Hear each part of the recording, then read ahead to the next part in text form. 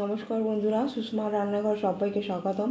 আজ বানাবো কলমি শাক দিয়ে ইলিশ মাছের মাথা দিয়ে চচ্চড়ি। তার জন্য কতগুলো সবজি নিয়ে নিয়েছি। এখানে বেগুন, কুমড়ো, আলু, চিচিঙে এই সবজি নিয়ে নিয়েছি।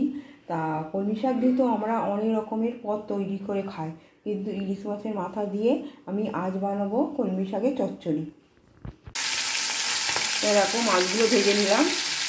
ও মাছগুলো ভাজা হয়ে গেছে। এবার ফোড়নে দেবো শুকনো লঙ্কা আর 5 ফোড়ন।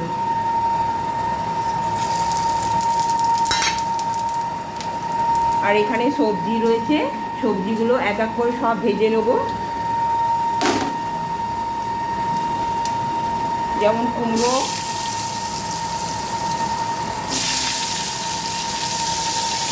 ঝিঙে, বেগুন,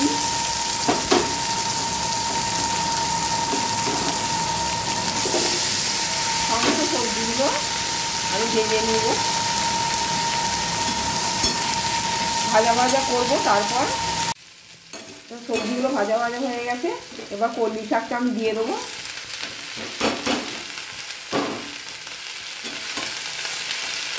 কলমি শাকটা ভেজে নেবো ভালো করে।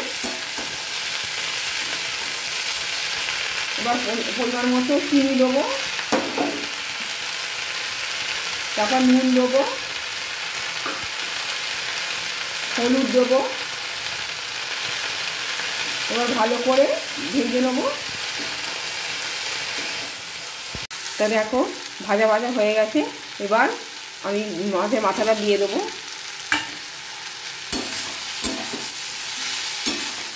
একটু ভেজে নেবো, তারপর পরিমাণ মতো জল দিয়ে একটু ঢাকা দিয়ে দেবো।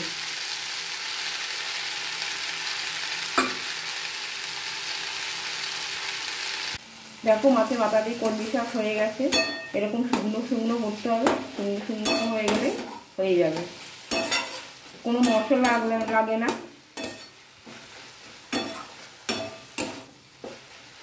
তো তৈরি হয়ে গেছে ইলিশ মাছের মাথা দিয়ে কলমি শাকের চচ্চড়ি।